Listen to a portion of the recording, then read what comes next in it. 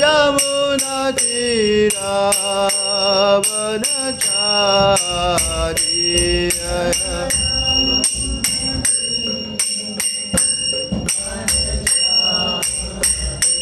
जय Radha Madhav Kunj Bihari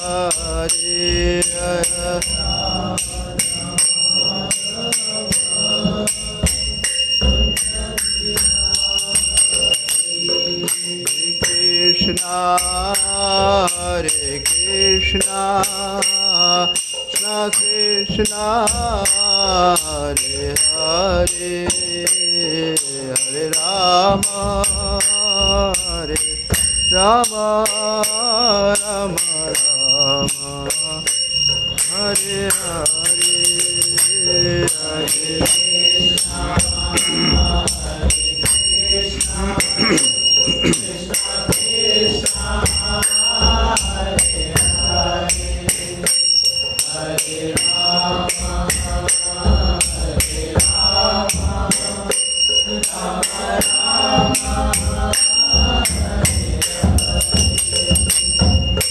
Krishna Hare Krishna Krishna Krishna Hare Hare Hare Rama Hare Rama Rama Rama Hare Hare Hare Krishna Hare Krishna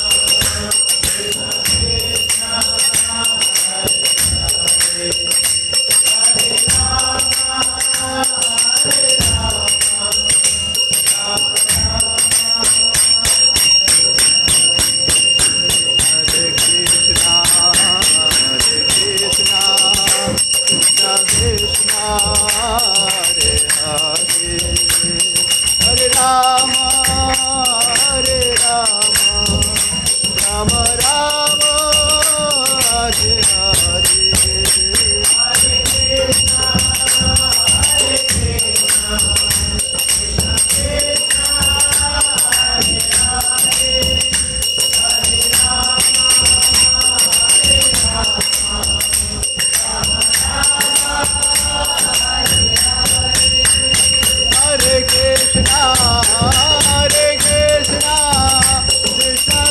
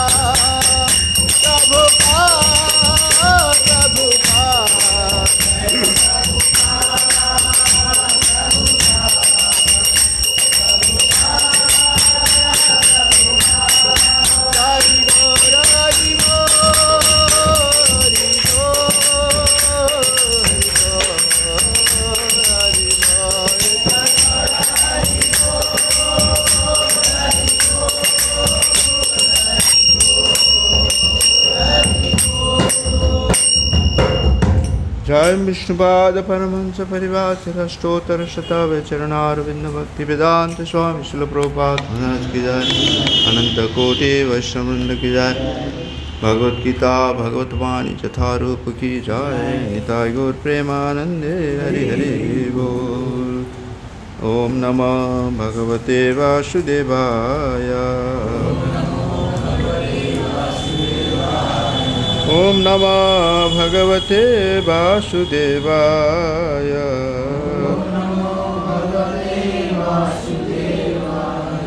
ओम नमः भगवते वासुदेवाय।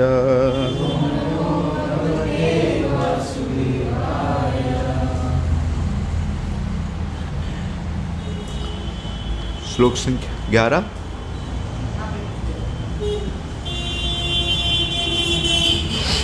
श्रीमद् भगवत गीता यथारूप अध्याय क्रमांक 17 श्रद्धा के विभाग श्लोक संख्या 11।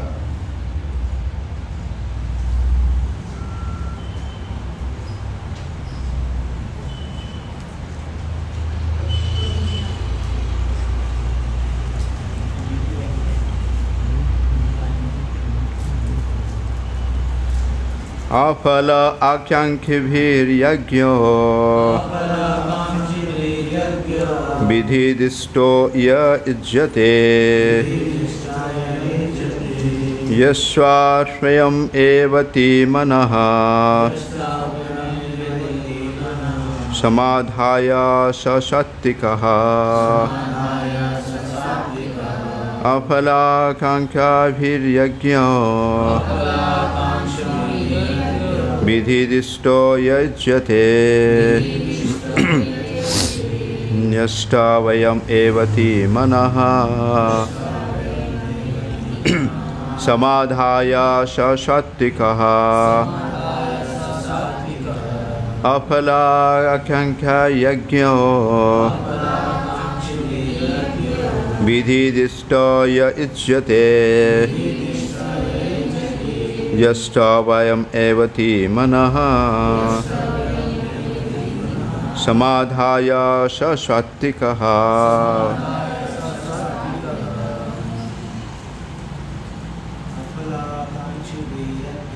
अफलाकांक्षिभिर्यज्ञः विविष्टाय युज्यते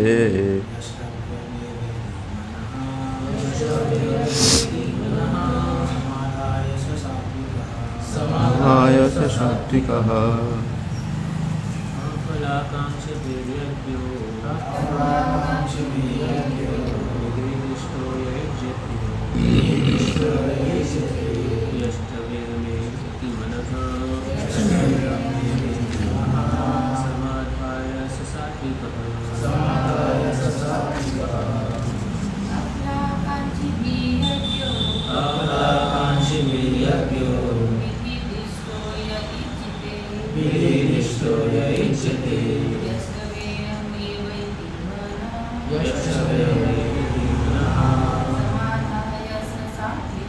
समाधाय स सात्विकः।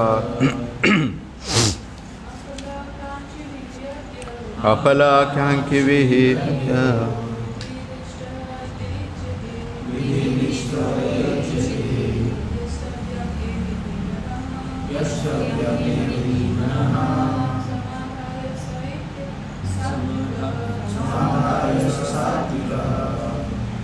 हरे कृष्ण। शब्दार्थ अफल आकांक्षी फल की इच्छा से रहित यज्ञ विधिदिष्ट शास्त्रों के निर्देशानुसार यह जो इज्जते संपन्न किया जाता है यष्टाव्यम संपन्न किया जाना चाहिए एवा निश्चय ही इति इस प्रकार मनः मन में समाधाया स्थिर करके सह वह सात्विका शतगुणी। अनुवाद और तात्पर्य कृष्ण कृपामूर्ति अभय चरणारविंद भक्ति वेदांत स्वामी श्रील प्रभुपाद के द्वारा। श्रील प्रभुपाद की अनुवाद। यज्ञ में वही यज्ञ सात्विक होता है जो शास्त्र के निर्देशानुसार कर्तव्य समझकर उन लोगों के द्वारा किया जाता है जो फल की इच्छा नहीं करते। तात्पर्य सामान्यतः यज्ञ किसी प्रयोजन से किया जाता है, लेकिन यहाँ पर बताया गया है कि यज्ञ बिना किसी इच्छा से संपन्न किया जाना चाहिए। इसे कर्तव्य समझकर किया जाना चाहिए। उदाहरण था मंदिर या गिरजाघरों में मनाया जाने वाले अनुष्ठान सामान्यतः भौतिक लाभ को दृष्टि में रख कर किए जाते हैं, लेकिन यह शतगुण में नहीं है। मनुष्य को चाहिए कि वो कर्तव्य मानकर मंदिर या गिरजाघर में जाए, भगवान को नमस्कार करे और फूल तथा प्रसाद चढ़ाए। प्रत्येक व्यक्ति सोचता है कि केवल ईश्वर की पूजा करने के लिए मंदिर जाना व्यर्थ है, लेकिन शास्त्र में आर्थिक लाभ के लिए पूजा करने का आदेश नहीं है। मनुष्य को चाहिए कि केवल अर्च विग्रह को नमस्कार करने जाए।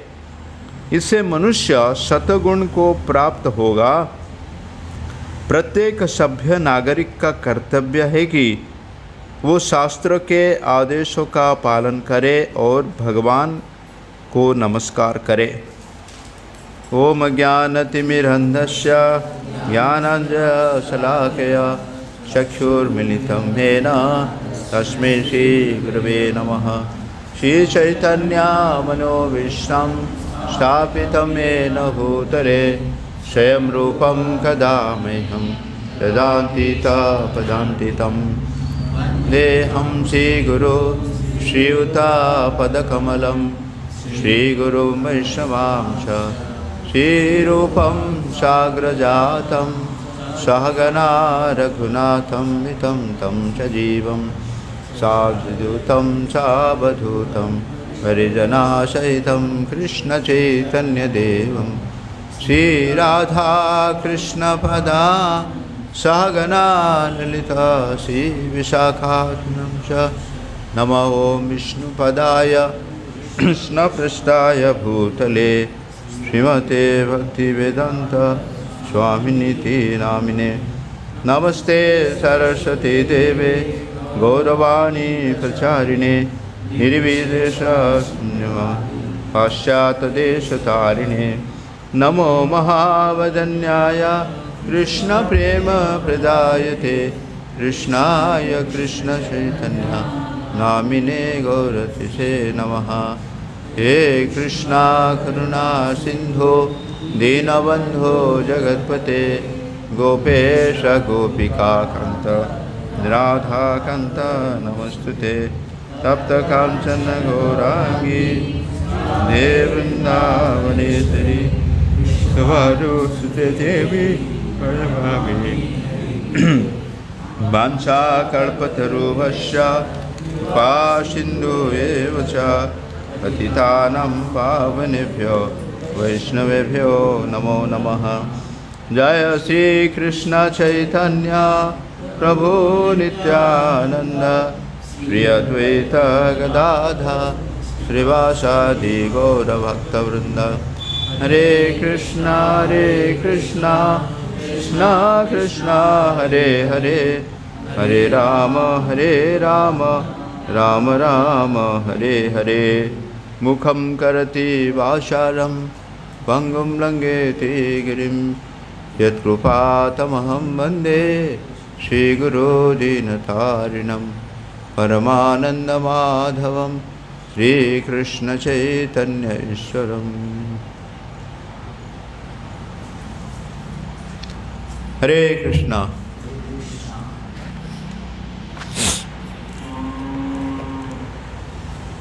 तो आप सब श्रद्धालु श्रोतागण को इस सुबह की श्रीमद् भगवत गीता की कक्षा में हार्दिक स्वागत है। हरि बोल। तो ये हम 17वां अध्याय श्रद्धा की विभाग, उससे पहले भगवान ने अर्जुन को जो सात्विक भोजन, राजसिक और तामसिक है ना, इसके बारे में वर्णन करते हैं। खास करके जो 10वां नंबर श्लोक था बड़ा विशेष ये था। यात याम गतरसम पुति पयुषितम चयत उच्चिष्टमापि चामेध्य भोजनम तामस प्रियम। पहले भगवान ने सात्विक भोजन के बारे में वर्णन करते हैं, इसके बाद राजसिक भोजन और इसके बाद फिर तामसिक, है ना। खाने से 3 घंटे पूर्व पकाया गया स्वादहीन, वियोजित एवं सड़ा, झूठा तथा अस्पृश्य वस्तुओं से युक्त भोजन उन लोगों को प्रिय होता है जो तामसी होता है ना। हम रोज सुबह गुरुवाष्टकम में गाते हैं ना, चौथा स्टांजा क्या है गुरुवाष्टकम का? चतुर्विधे भजन्ते माम, सरी हो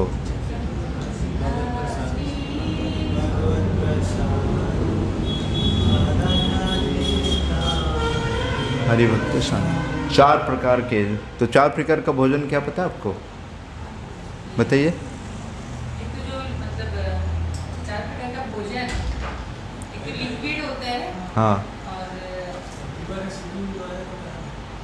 चर्बिया, चबा के खाने वाला, चबाने वाला, दांत में के खाने वाला, इधर के जो खाते हैं, और चाट, है ना। तो हर भोजन में हमारा ये 4 प्रकार का चीज़ होना चाहिए, समझ गए ना। तो इससे पहले तो भगवान को अर्पण करना चाहिए, ठीक है नहीं। लेकिन हम ज़्यादातर देखते हैं भोजन में कैसा होता है, इसलिए तामसिक भोजन क्या होता है? पका हुआ, मतलब क्या है? डीप फ्राई, है ना। और उसके साथ फिर इसी 4 प्रकार को फिर और 4 डिवीज़न में विभाजित किया गया।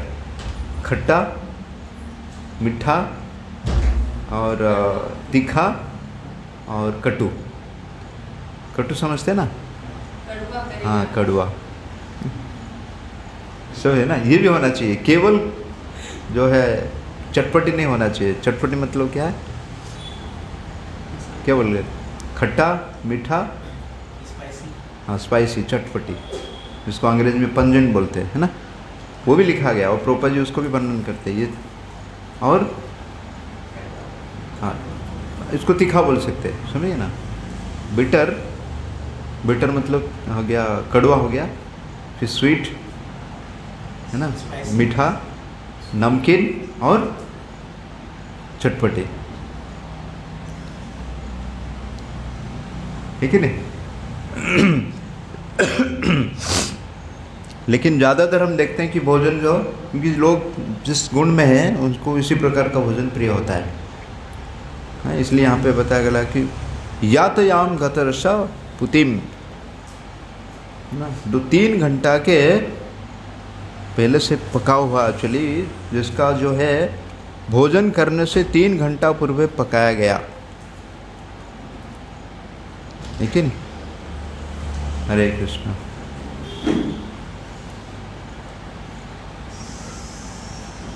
राहुल, हरे कृष्ण।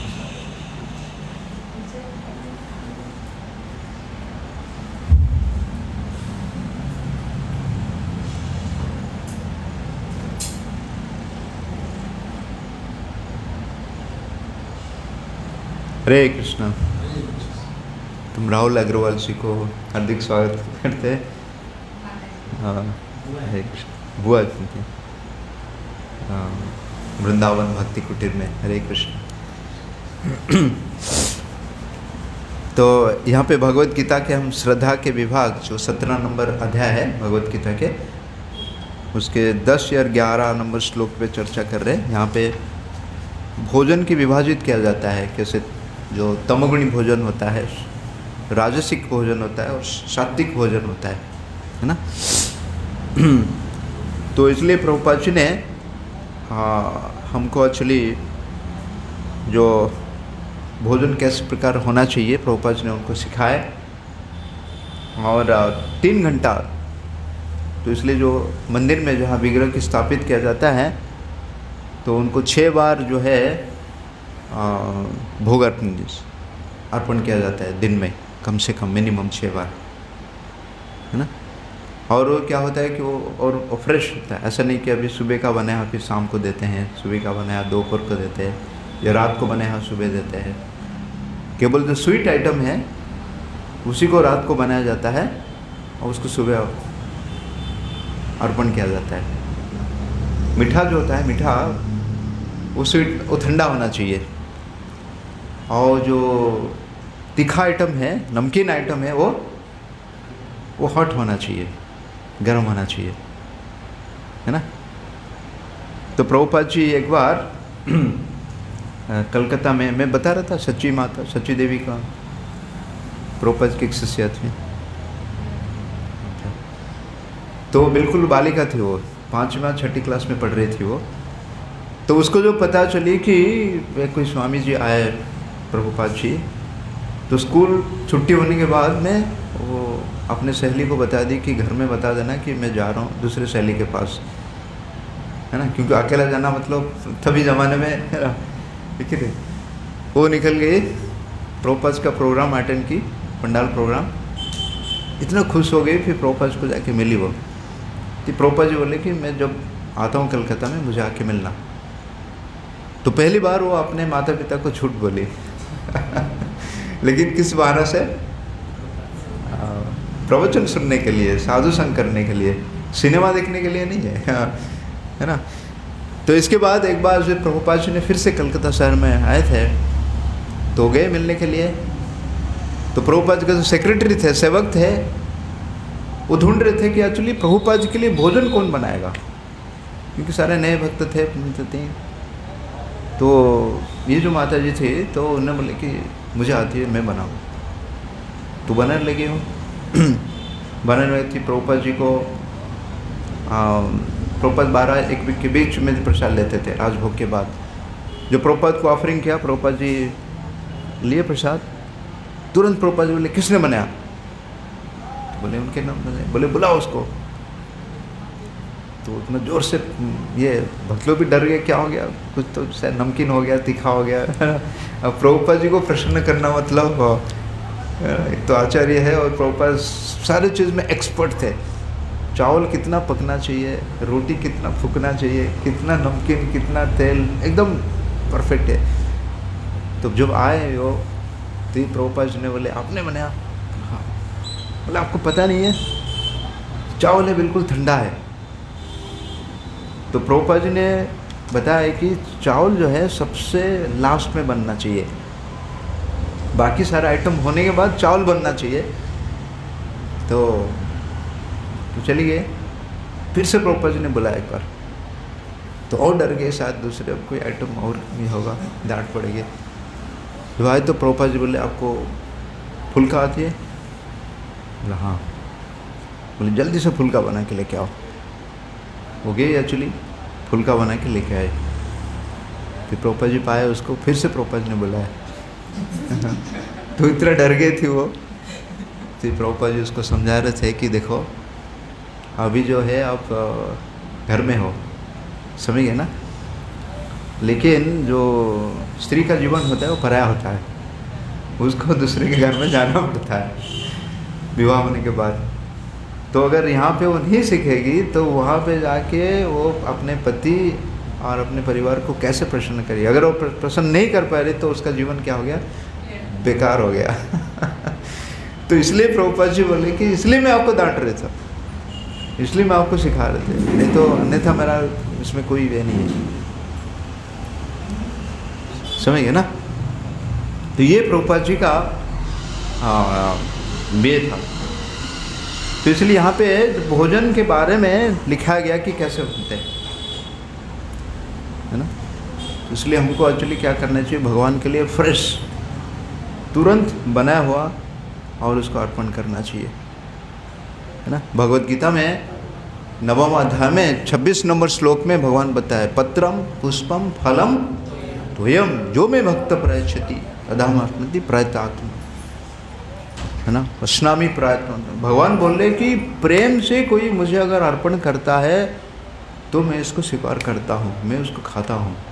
लेकिन भगवान का खाना और हमारा खाना बिल्कुल क्या है, बिल्कुल अलग है। हम खाएंगे तो एक्चुअली भोजन थाली खत्म हो जाएगा, साफ हो जाएगा अगर अच्छा है तो, है कि नहीं। लेकिन भगवान का खाना एक्चुअली क्या, भगवान अपने दृष्टि से खाते हैं, अंगानी सकल्याणी। भगवान हाथों से खा सकते हैं, आँखों से खा सकते हैं, नासिका से खा सकते हैं, कान से खा सकते हैं, त्वचा से भी खा सकते हैं। भगवान को खाने के लिए, है कि नहीं, क्योंकि भगवान का जो शरीर है वो क्या है, दिव्य है ना। तो प्रभुपाद जी उस श्लोक में बता रहे थे कि जैसे हमको आश्चर्य लगता है कि हम भोजन को हमको दिया जाता है तो हम अपने भोजन को पाते हैं, है कि नहीं। तो भगवान को भोजन लगाता है, लेकिन हम तो देखते हैं कि भोजन हमने जैसे लगाया तो उतनी मात्रा में है, उसके कोई कम नहीं हो रहा है। अगर कुछ पाएंगे तो कम होगा ना, बराबर ना।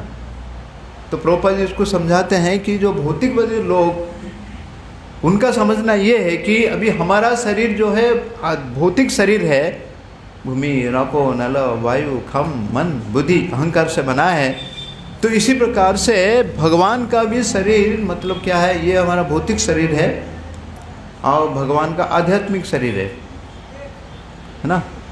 तो उनका कहना है कि हमको भूख लगता है तो इसका मतलब भगवान को भूख लगना चाहिए, और भगवान भी इसी प्रकार का खाना चाहिए। हम जैसे खाते हैं भगवान भी ऐसे ही खाना चाहिए। लेकिन उनको ये नहीं समझ में आता है कि मतलब वो उसका विपरीत समझते हैं, समझ गए ना। अभी हमको भूख लग रहा है, हम अगर नहीं खाएंगे तो क्या होगे, बीमार पड़ेंगे या मर जाएंगे, समझ गए ना। तो उनको लगता है कि तो भगवान भी क्या चले कि उनका शरीर मतलब उनको भूख लगना नहीं चाहिए, क्योंकि उनका आध्यात्मिक शरीर है। उनका शरीर क्या है, उनका आध्यात्मिक शरीर है। हमको भूख लग रहा है, इसलिए भगवान को भूख नहीं लगना चाहिए, भगवान को प्यास लगना नहीं चाहिए। इसलिए जो मायावादी लोग है ना, ब्रह्मवादी नहीं, ब्रह्मवादी की दूसरी कैटेगरी जो भगवान का शरीर को माया मानते हैं, तो उनका कहना ये है कि भगवान को भूख नहीं लगना चाहिए, भगवान को प्यास नहीं लगना चाहिए, भगवान के बीच में जो आदान प्रदान नहीं होना चाहिए। क्योंकि हमारे वहाँ आदान प्रदान क्या होता है, तकलीफ होता है, कष्ट होता है, अलग अलग प्रकार का रस, अलग अलग प्रकार का जैसे संबंध होता है ना। शांत से लेके दास्य लेके साख्य, वात्सल्य, माधुर्य, तभी तो हमको दुख देता है ना। पति पत्नी में, भाई बहन में, माता पिता में, बच्चे, है कि नहीं, जितना भी संबंध है ये संबंध हमको दुख देता है ना। तो उनका कहना है कि ये संबंध हमको दुख देता है, इसलिए हम भगवान के पास जाना चाहते हैं, भगवान के साथ लीन होना चाहते हैं, जहाँ पे इस प्रकार का दुख ना हो। लेकिन उनको नहीं समझ में आता है कि हमारा जो इंद्रिय है वो क्या है, आध्यात्म भौतिक इंद्रिय है, लेकिन भगवान का जो इंद्रिय है क्या, आध्यात्मिक इंद्रिय है। भगवान का इंद्रिय क्या है, आध्यात्मिक इंद्रिय। भगवान को भी भूख लगता है, भगवान को भी प्यास लगता है, भगवान का भी संबंध है, सब कुछ भी है, लेकिन वो आध्यात्मिक है, सच्चित आनंद से बनाया हुआ है कि नहीं। तो इसलिए जो कोई अगर उनको प्रेम से अगर भोग लगाते हैं तो भगवान उसको अर्पण करते हैं, है ना। जैसे पंढरपुर में एक महान भक्त थे जिनका नाम था नामदेव महाराज। नामदेव आप सुना होगा, सुने आप? अच्छा तो नामदेव जो है उनके पिताजी का नाम था दामू सेठ। तो बचपन में घर में बिगड़ा था, तो एक बार उनको बाहर जाना था, तो उन्हें जो नामदेव को बुलाया, बोला आज मैं बाहर जा रहा हूँ, भगवान को भोग लगाने का। बोले ठीक है। तो उसका माँ ने भोग बनाए और नामदेव जी ने क्या किए, भगवान के सामने रखे थाली, और थाली रखने के बाद फिर बोले, तो उसको तो मंत्र वगैरह कुछ नहीं आता, बोले कि खा लो। तो भगवान ने एक्चुअली लेके खाए ना, पूरा खा लिए। तो शाम के समय उनके पिताजी आए, पहले तो उनको माँ पूछी कि अरे प्रसाद कहाँ गया, तो बोले खा लिए भगवान ने। अरे बोले तो झूठ बोल रहा है, तू खा लिया, नहीं तो बच्चे अपने साथी को बांट दिया, लेकिन बोले नहीं नहीं खाए मेरे साथ। बोले ठीक है, पिताजी का आने दो, मैं शिकायत करता हूँ। जो पिताजी आए तो फिर बोले कि ऐसा जैसे रघुनंदन मुकुंद के बेटे रघुनंदन नवद्वीप में, मायापुर में, है ना, हाँ, खंडवासी मुकुंदक का गांव का नाम था खंड, है ना। तो वहाँ पे भी इस प्रकार से हुआ था कि रघुनंदन के हाथ से भगवान खाए गोपीनाथ विग्रह। और बताया जाता है कि जब उनके पिताजी आए, मुकुंद जो आए, और आने के बाद फिर से उनको भोग लगाया गया और भगवान खा रहे थे, तो पहले तो नहीं खा रहे थे, तो मुकुंद बोला अरे सुबह तो मैंने दिया खाया, अभी क्यों नहीं खा रहे। तो जो भगवान अपने मुंह में डाले, और मुकुंद छुप के एक्चुअली पर्दा के पीछे देख रहे थे, उनको रहा नहीं गया एक्चुअली कि इस भाव को देख, तो तुरंत तो बाहर आ गया। जो एक्चुअली ऐसे आधा लड्डू जो है अभी भी भगवान के हाथ में है, अभी भी भगवान के विग्रह के हाथ में आधा लड्डू है, तो भगवान खाते हैं। इसी प्रकार से जगन्नाथपुरी में भी एक घटना हुई थी। तो ब्रिटिश जब आए थे शासन करने के लिए, तो उनको भी बोला कि यार क्या लोग इतने भगवान को इतने भर भर के ये लोग एक्चुअली झूठ मूठ का खल बोलते हैं कि भगवान खाते हैं। तो ये प्रमाण करने के लिए कि भगवान नहीं खाते हैं, तो पंडा को साथ बोले, जो बड़े पंडा का, तो बोला ठीक है। तो बड़े पंडा ने क्या किए, तो एक 25 या 50 किलो का लड्डू बनाया गया, हम बना के जगन्नाथ जी को रखा गया, भोग लगाया गया। इसके बाद जो बाजार से फिर से 50 किलो का ले गया, भगवान को भोग लगाने के बाद उसको कांटा में डाला गया, है ना। एक तरफ जो भोग लगा हुआ है, दूसरा तरफ जो भोग, लेकिन दोनों 50-50 किलो का है, तो कांटा तो समान होना चाहिए ना लेकिन समान नहीं हुआ। कौन सा भारी हुआ? जो भोग लगाया वो भारी हुआ कि जो भोग नहीं लगाया वो भारी? हाँ, जो नहीं लगाया वो भारी हुआ दोनों हो सकता है कि नहीं। भगवान के सामने जो भोग दिखाया जाता है कि नहीं, तो भगवान क्या करते हैं, अपने क्या बोलते हैं उसको, सलेवा, हाँ, भगवान उसको डालते हैं। तो बढ़ भी सकता है और कम भी हो सकता है। इसलिए जो इसका ईशोपनिषद का जो इंट्रोडक्शन है ना, वहाँ पे जो पहला श्लोक क्या बताए, ओम पूर्णमिद पूर्णमादाय पूर्णमेवावशिष्यते पूर्णमेवावशिष्यते। तो भगवान का जो गणित क्या है, 1 + 1 इज कितना? 11। हमारा गणित क्या है, 1 - 1 इज 0 है ना। तो इसलिए भगवान जो है पूर्ण है। अब भगवान से जो भी कुछ आता है वो भी क्या है, वो भी पूर्ण है। और उसमें प्रभुपाद जी लिखते हैं कि हमको एक्चुअली इस जगत जो है अपूर्ण दिखता है, कमियां दिखता है, वो क्या है, incomplete knowledge about the complete. हमारा जो ज्ञान है अपूर्ण, पूरे ज्ञान नहीं है। किसके बारे में? पूर्ण के बारे में। इसलिए हमको हर चीज़ क्या दिखाई देता है, अपूर्ण दिखाई देता है। लेकिन भगवान की सृष्टि में कोई भी अपूर्ण नहीं है। हम भगवान से अलग हो गए इसलिए हमको लगता है कि अपूर्ण है। हम भगवान से अलग हो गए। जैसे कोई एक बड़ा मशीन है, उसमें से छोटा सा स्क्रू निकल गया तो अपने आप को मानेगा कि मैं अलग हो गया ना। है कि नहीं? लेकिन जब तक वो साथ में जुड़ा रहेगा वो पूरा रहेगा। तो हम भगवान के साथ हमारा कनेक्शन नहीं है, तो इसीलिए हमको एक्चुअली की संसार में अपूर्ण लगता है। जैसे एक उदाहरण कहानी है, उस व्यक्ति जा रहा था, गर्मी का मौसम था, कुआं के ऊपर सो गया, बरगद का पेड़ था, तो ऊपर से देखा कि एक्चुअली इतने सारे फल है, तो बोला इतना सा बड़ा सा पेड़ है लेकिन इतना छोटे छोटे फल है। तो बोला कैसा विचित्र है आपका सृष्टि, जिसने सृष्टि का निर्माण किया उसको समझ में नहीं आ रहा है, इतना बड़ा सा पेड़ है लेकिन एक छोटा सा फल है।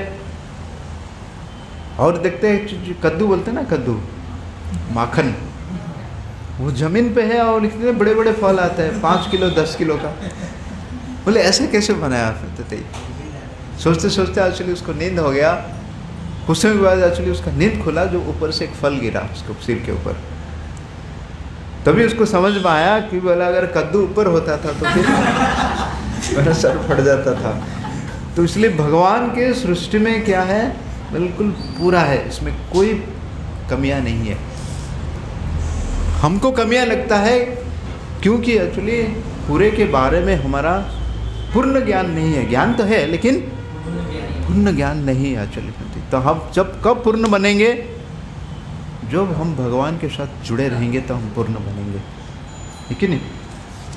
तो ऐसे तो अगर उस श्लोक के बारे में बताएंगे तो भोजन के बारे में ऐसे कई घंटे तक बता सकते हैं एक्चुअली, कि है ना, ये है ना।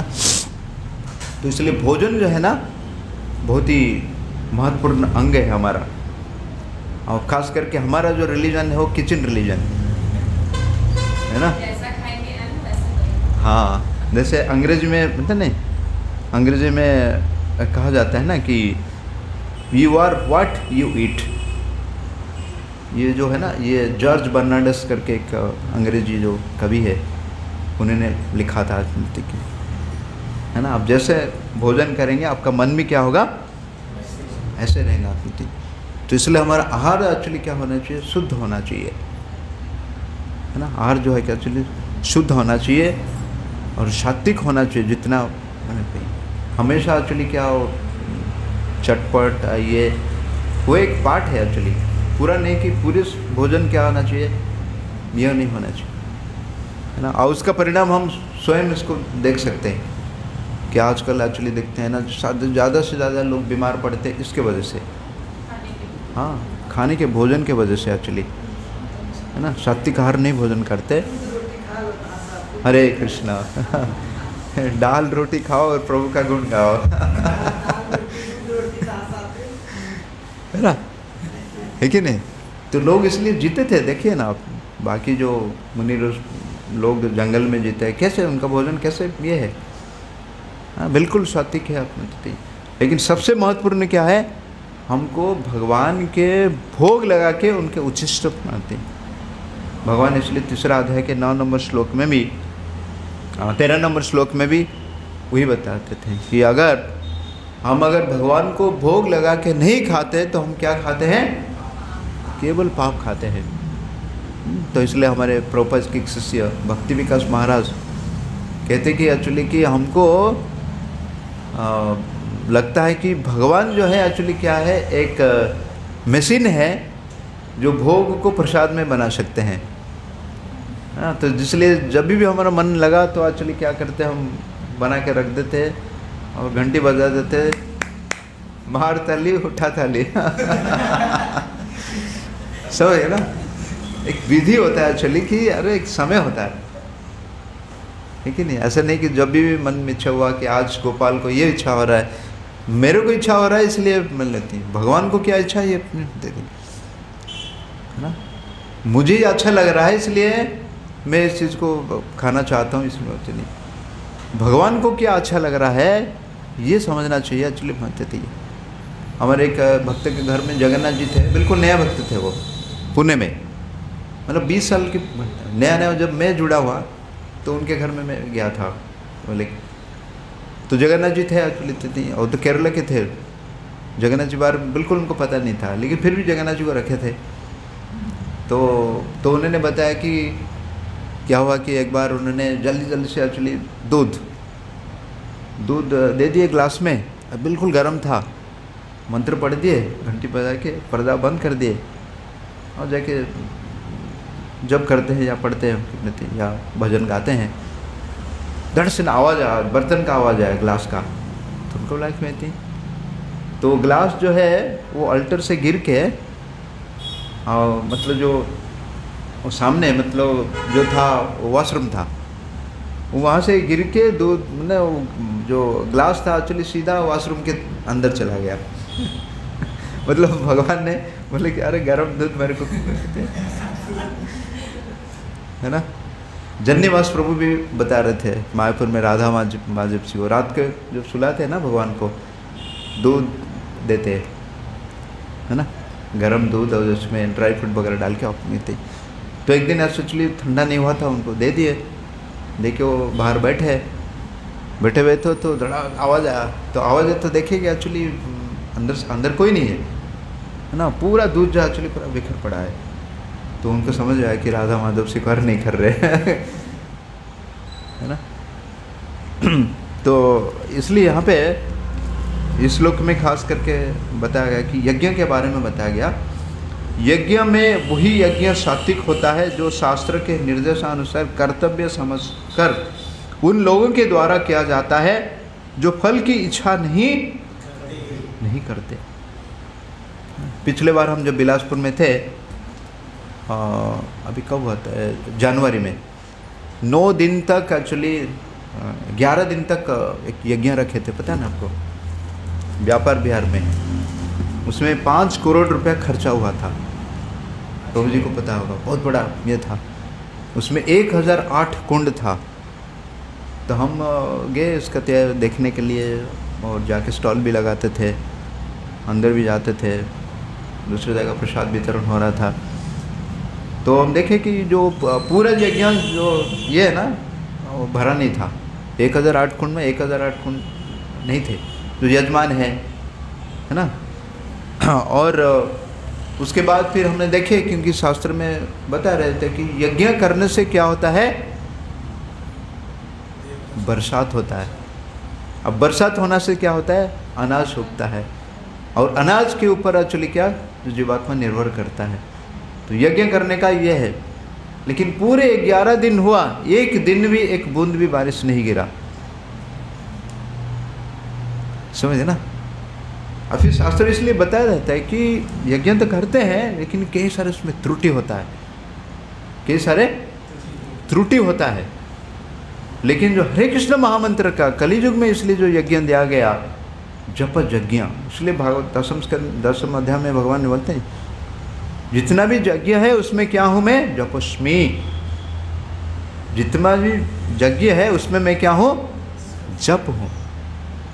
इसलिए हरे कृष्ण महामंत्र का यज्ञ को प्राधान्य दिया जाता है। ये संकीर्तन यज्ञ है, और इस यज्ञ करने में एक्चुअली आपको ना पैसा की ज़रूरत है, ना किसी समय की ज़रूरत है, ना किसी मुहूर्त की ज़रूरत है, ना किसी योग्यता की ज़रूरत है। किसी भी समय पे, किसी भी मुहूर्त में कोई भी इसको कर सकता है। हाँ नहीं, प्रभुपाद जी बताते हैं कि कोई अगर जो यज्ञ नहीं कर पा रहे, जप नहीं कर पा रहे, मान लो कि गूंगा व्यक्ति है ना, वो केवल सुन सकता है, बैठ के सुनने से भी यज्ञ हो जाता है। कोई और पढ़ नहीं पा रहे, गीता पढ़ नहीं पा रहे, भागवतम पढ़ नहीं पा रहे, रामायण ने पढ़ नहीं पा रहे, लेकिन केवल बैठ के सुनने से भी एक्चुअली क्या उसको फायदा होता है। मन में करने से, हाँ मन में ना, हाँ मन में करने के लिए प्रभुपाद जी के पास एक आया उसे युक्ति करने के लिए, बोला मैं मन में करता हूँ। तो प्रभुपाद जी इसको जितना भी समझा रहे थे वो नहीं समझ रहा था। कुछ समय के बाद प्रसादम का समय हुआ, तो प्रभुपाद जी बोले इसको छोड़ के बाकी सबको प्रसाद सर्विंग करो, इसको मन में खाने दो।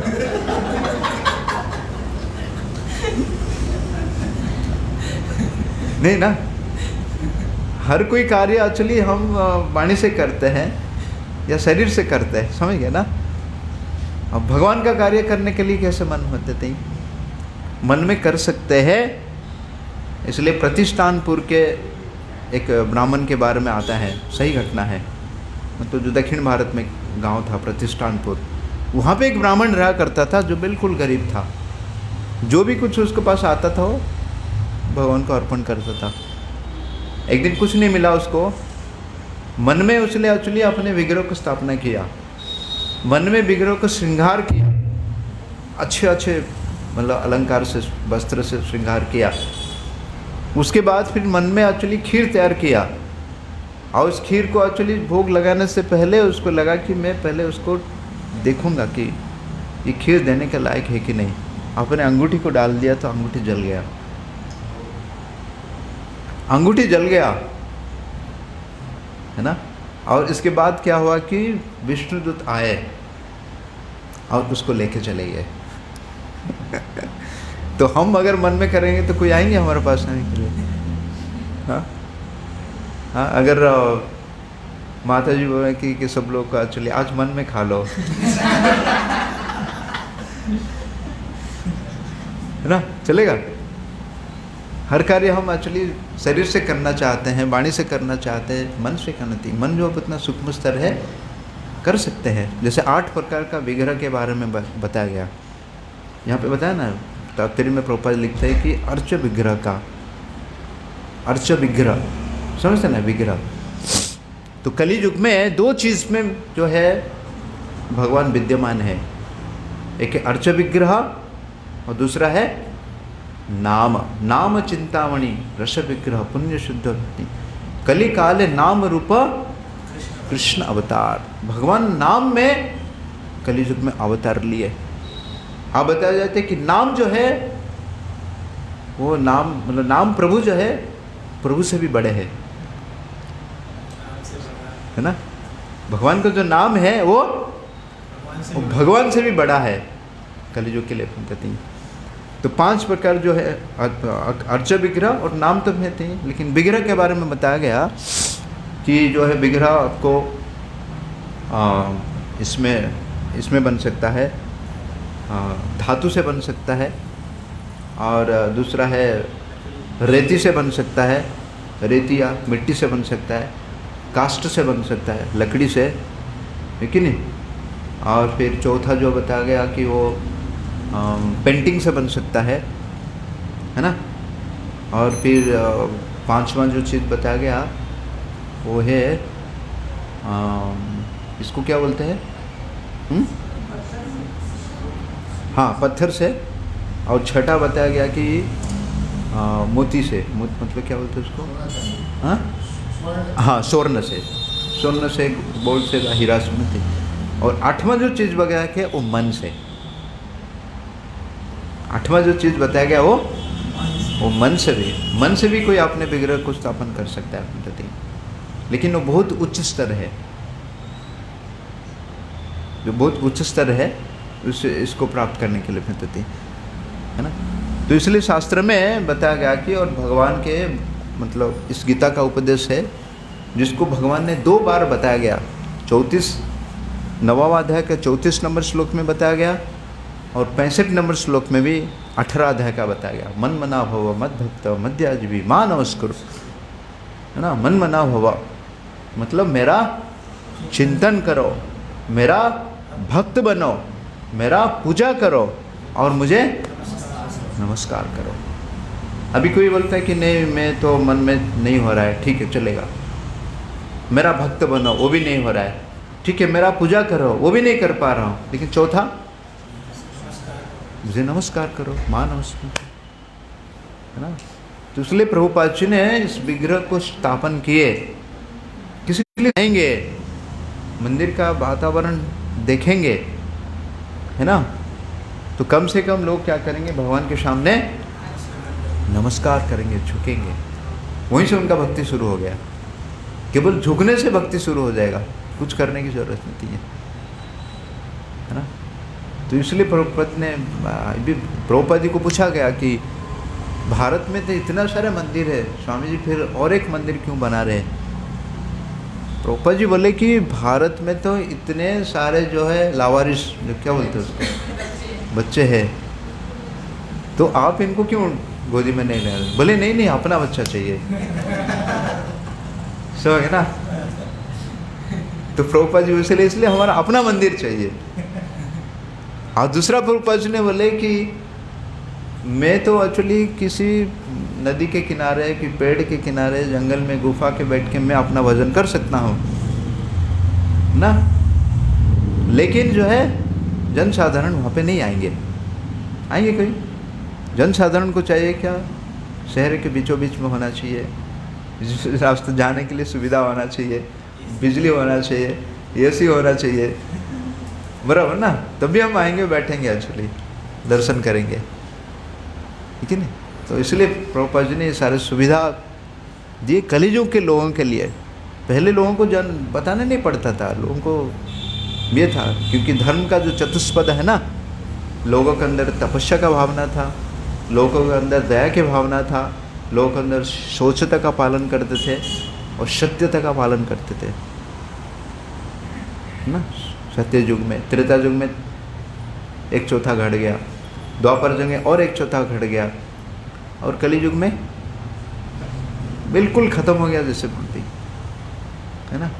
लेकिन क्या सत्यता जो है, मतलब श्रद्धा, लोगों के अंदर अभी भी क्या है? श्रद्धा है।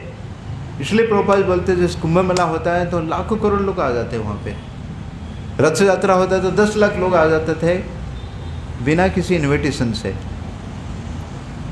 जगन्नाथ जी का रथ यात्रा होता है, किसी को इन्विटेशन देना पड़ता है? नहीं। ब्रिटिश सरकार आके बोले कि इसको बंद करना है, हमको रथ यात्रा को बंद करना है, कर नहीं पाए से ना। और प्रभुपाद जी गए लंदन में रथ यात्रा शुरू किए, तभी ब्रिटिश लोग तो भारत से चले गए थे, भारत छोड़ के, है ना। और वहाँ पे ब्रिटिश ऑफिसर क्या कर रहे हैं? नृत्य कर रहे हैं जगन्नाथ जी के सामने। बोले ये लोग जगन्नाथ जी को रथ यात्रा बंद करना चाहते थे, अभी उनके देश में जगन्नाथ जी के सामने हो नृत्य कर रहे हैं, है कि ना। क्योंकि वो जगत का नाथ है, वो जगत का स्वामी है। नाथ समझते हैं ना? नाथ, नथनी बोलते हैं ना, नथनी। जैसे किसी गाय या बैल को, जानवर को रस्सी बांध के नियंत्रण करते हैं ना, तो भगवान जो है जगन्नाथ जी है, सारे जीवात्मा को ऐसे नियंत्रण करते हैं, इसलिए उनका नाम जगन्नाथ है। दिख नहीं रहे हमको, लेकिन सबको नियंत्रण कर रहे हैं।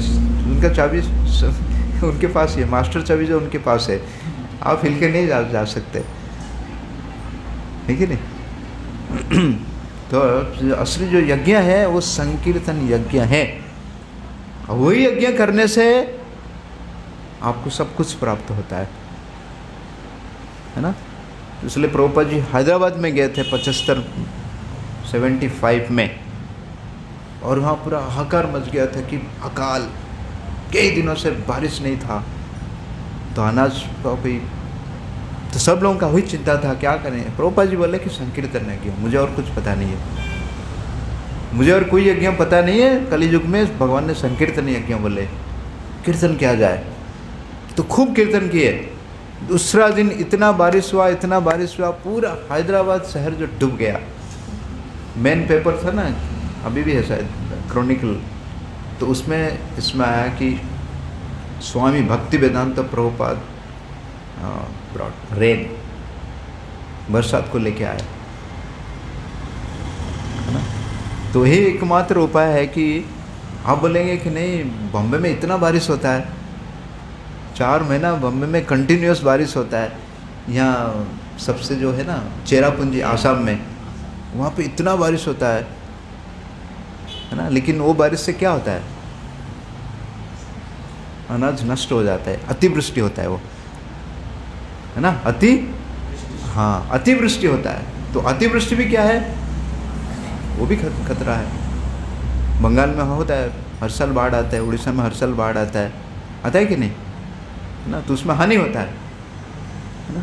तो जितने मात्रा में चाहिए वृष्टि, जितने मात्रा में ज़रूरत है, तो पहले ज़माने में इसलिए प्रभुपाद लिखते हैं कि केवल रात के समय होता, दिन में बारिश नहीं होता था। दिन में एकदम सूखा रहता था, रात को बारिश होता था, तो ताकि दिन में लोग काम करे करते हैं। और अभी क्या कभी भी होता है बारिश, कभी होते कोई पे नहीं, क्योंकि बिल्कुल जो वायुमंडल क्या है असंतुलित है। उसमें ध्वनि प्रदूषण है, जल का प्रदूषण है, फिर वायु का प्रदूषण है, इतने मात्रा में हमने प्रदूषण करके रखा है, तो उसका परिणाम तो हमको भोगना पड़ेगा, है ना।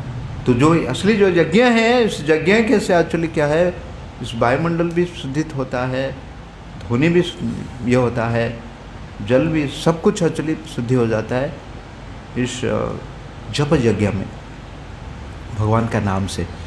इसलिए हरे नाम हरे नाम हरे नाम ही केवलम कलो नास्ते व नास्ते व नास्ते व गतिर अन्यथा, है ना। तो इसलिए हमको शास्त्र के, यहाँ बताया गया, इसलिए शास्त्र के निर्देश अनुसार कर्तव्य समझकर उन लोगों के द्वारा किया जाता है ना। तो बाकी जितना भी हम यज्ञ करते हैं, पूजा पाठ करते हैं, उसमें दोष या त्रुटि है, जिसका फल जो आपको हमको फिर दूसरा विपरीत फल मिलता है। ये एक ऐसे यज्ञ है, संकीर्तन यज्ञ है, उसमें कोई त्रुटि नहीं है ना। उल्टा नाम वाल्मीकि ने उल्टा नाम जप किया, राम नाम भी जप नहीं कर पाए क्योंकि इतना पापी थे, बताइए ना।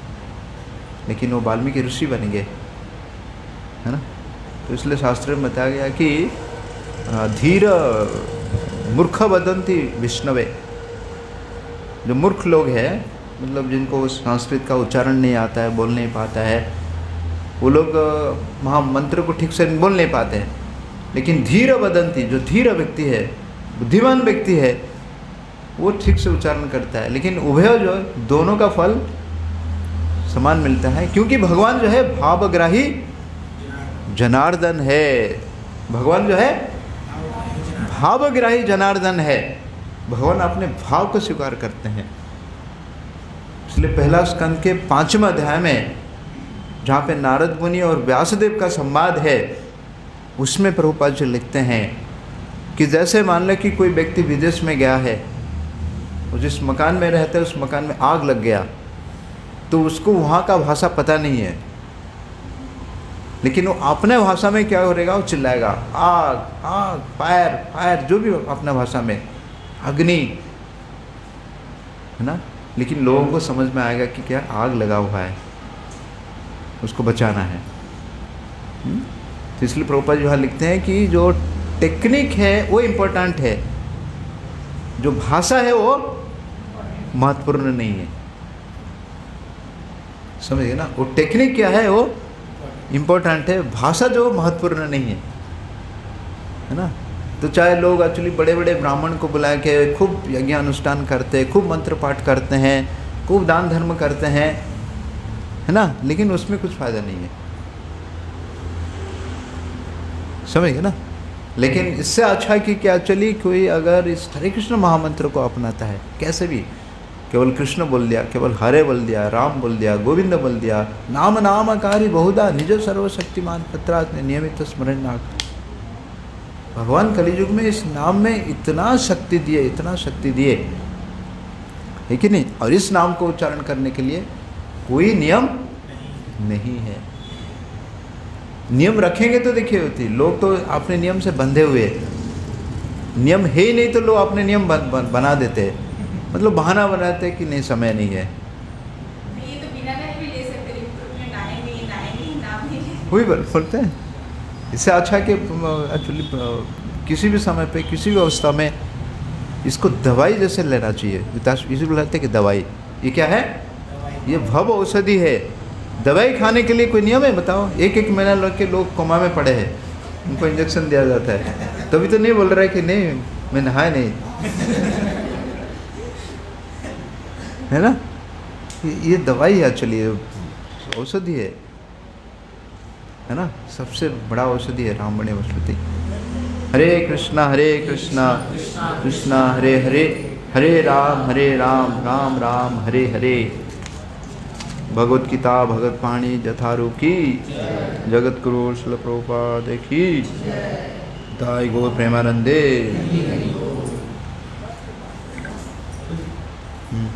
मानसिक सेवा का स्तर क्या है? स्तर क्या है? जिसके पास कुछ भी नहीं है।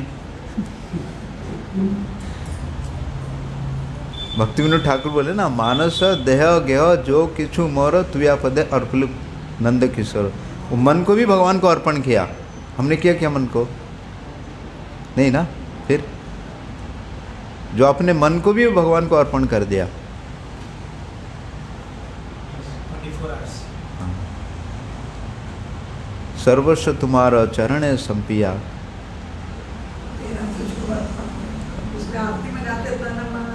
है ना? उसमें आगे भी जो ध्यान देता है जो अजपा जब की स्थिति होती है। हाँ जी, अजपा जब की स्थिति होती है। कौन सी स्थिति? अजपा जब अपने मन में। हाँ, मन पे। चलता रहता हाँ, है, हाँ। तो फिर माला का उसमें रोल नहीं रह जाता। नहीं, मंत्र जो है वो 3 प्रकार से बताया जाता है ना। एक है अपने उच्च स्वर में जप किए, दूसरा एक्चुअली धीरे धीरे जप किए, और दूसरा जो स्तर है वो मानसिक है। वो मानसिक कर सकते हैं एक्चुअली। कीर्तनीय सदाहरी बताया गया है ना। जैसे आप ऑफिस में बैठे हैं या कोई पढ़ाई कर रहे हैं, कोई काम कर रहे हैं, है ना, तो हम मन पे जप कर सकते हैं हाँ। लेकिन सबसे जो है हमारे लिए बताया गया कि एक्चुअली कि हमको क्योंकि जैसे मंत्र जप करते हैं ना, तो जितने प्रकार के जो मल है या जितने प्रकार के जो अमंगल है वो निकल जाता है ना। प्रोपोजल ताली बजाने से क्या होता है? क्या होता है? एक पेड़ में ताली पंछी बैठे हैं तो ताली बजाने से वो उड़ जाते हैं, है ना। तो मंत्र जप करने से जो अमंगल चीज़ है एक्चुअली क्या होते हैं, वो नष्ट हो जाते हैं, वो चले जाते हैं, है ना। तो हमारे आचार्य लोग एक्चुअली करते थे, इसलिए तो 3 लाख महामंत्र जप करते थे। वो 3 लाख का महामंत्र जप करते थे रोज। तो हाँ, अभी भी भक्त है जो अभी एकादशी के दिन निर्जला एकादशी था, लोग 108 कोई 128 माला जप किए, 64 माला भी जप किए। कुछ लोग रोज़ 64 माला जप करते हैं, कुछ लोग रोज़ 32 माला जप करते हैं, है ना। हाँ, कौन सा? 128 भी जपते हैं ऐसा। हाँ, तो बता रहे हैं। हाँ तो मिलते हैं। लेकिन प्रभुपाद जी ने हमारे लिए मिनिमम कम से कम जो 16 माला का जप करने बोले वो मिनिमम बोले, है कि नहीं। जैसे आप गाड़ी जाते तो एक मिनिमम स्पीड रहता है कि नहीं? रोड ब्रेकर के साथ। हाँ रोड ब्रेकर के साथ। हाँ, तो इतना कम से कम हमको जब बोले कि जो लोग मतलब जुड़े हुए मतलब ये होती है, और इसलिए ज़्यादा करने के लिए कोई नियम नहीं है एक्चुअली, लेकिन कम से कम इतना। हाँ, जिसको करने के लिए आपको 1.5 घंटा से 2 घंटा लगेगा, और 1.5 से 2 घंटा कोई भी व्यक्ति समय दे सकता है, हाँ या नहीं, है ना। बहुत मुश्किल से। अखबार पढ़ने से, गप्पे मारने से, क्रिकेट देखने कितना समय बर्बाद होता है बताइए ना, कितना समय बचता है उसमें। तो वही समय बचा के हमको भगवान को देना चाहिए, जिससे मेरा भी फायदा होगा, दूसरों को भी फायदा होगा। ये इसलिए सबसे बड़ा परोपकार है। हम परोपकार करना चाहते हैं, लेकिन हमको असली परोपकार क्या पता नहीं। जैसे कोई विद्यार्थी 10वीं क्लास में पढ़ रहा है, वो स्कूल जा रहे एग्ज़ाम देने के लिए, जाते जाते रास्ता में देखा कि एक्चुअली एक व्यक्ति एकदम बीमार है, वो चिल्ला रहा है कि मदद करो मदद करो मदद करो। तो वो एग्ज़ाम लिखने के लिए जाएगा कि उसका मदद करेगा? हाँ, एग्ज़ाम लिखने, जो बुद्धिमान है वो एग्ज़ाम लिखने के लिए जाएगा, है ना। जो बोलेगा नहीं नहीं आती मर रहा है तो उसको पहले मदद करना चाहिए, वो कर सकता है उसको मदद, लेकिन उसके पिताजी नाराज़ हो जाएंगे, समझ गए ना। उसके पिताजी नाराज़ हैं उसको। तो इसलिए हमारे लिए इमरजेंसी है। क्या है ये? इमरजेंसी है यार, मैं खुद बीमार हूँ, इलाज कराओ। समझ गए ना। मैं खुद बीमार हूँ, हमें पड़ोसी के बारे में सोचता हूँ। अभी कोई हॉस्पिटल में है, बीमार व्यक्ति जाके, मरीज जो है एक बेड में पड़ा है और दूसरा व्यक्ति चिल्ला रहा है, समझ गए ना, उसको मदद कर सकता है? कर सकता है वो? ये खड़ा नहीं हो पा रहे, उसको कैसे मदद करेगा? पहले उसको खड़े होने दो, फिर उसको जाके उसलिए ना। तो तो इसलिए हमको समझना चाहिए कि एक्चुअली कि हम हमारा कर्म का फल भोग रहे हैं, है कि नहीं। तो अगर मैं भगवान को प्रार्थना करूँगा तो भगवान उसको मदद करेंगे, है ना। मैं अगर भगवान को प्रार्थना करूँगा, भगवान उसको किसी ना किसी को भेजेंगे मदद करने के लिए, या भगवान चाहे तो उसका बीमारी ठीक कर सकते हैं। नहीं कर सकते भगवान? भगवान कर सकते हैं। तो ये विश्वास के साथ, ये श्रद्धा के साथ एक्चुअली हमको भगवान का शरण लेना चाहिए। उसको कर सकते हैं, हमने नहीं बोल रहे कि नहीं करना चाहिए, जरूर करना चाहिए, क्योंकि वो भगवान का अंश है, वो भी भगवान का संतान है। उसको मदद करना चाहिए, लेकिन सही मदद करना चाहिए। उसको प्रसाद खिलाना चाहिए उसको मंत्र देना चाहिए, है ना। उसको पाप कर्म से बचने के लिए बताना चाहिए, यही हमारा अर्थ है। लेकिन ज़्यादातर हम क्या करते हैं, उसके पाप कर्म को बढ़ावा देने के लिए हम उसको मदद करना चाहते हैं। हाँ, भौतिक संसार में देखते ना लोग जो खुलते हैं कि कोई अस्पताल खोल दिया, फ्री में आइए, समझ गए ना। तो शराबी व्यक्ति जाता है, एक्चुअली वहाँ पर ठीक होता है, फिर आके फिर से शराब पीता है, फिर से परिवार को, पत्नी को फिर से परेशान करता है। तो हमने भलाई क्या किया? भलाई किया हमने भलाई नहीं किया एक्चुअली। इसलिए असली जो भलाई हम चाहते हैं तो क्या एक्चुअली यही परोपकार है, भगवान का नाम जप करने का। हरे कृष्णा कृष्णा हरे हरे, हरे राम राम राम हरे हरे। जगत गुरु श्रील प्रभुपाद की।